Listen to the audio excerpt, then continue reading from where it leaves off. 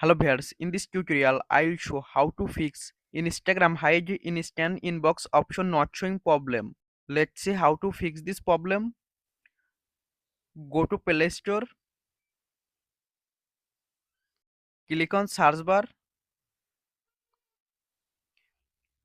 search Instagram,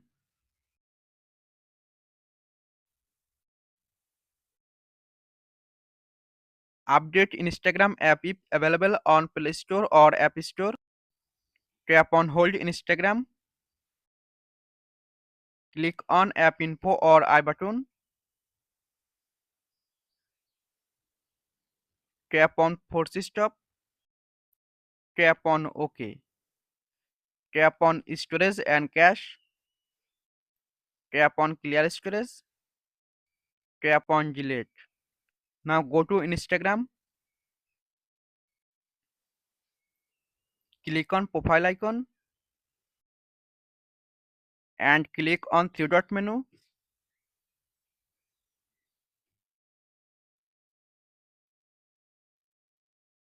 Scroll down,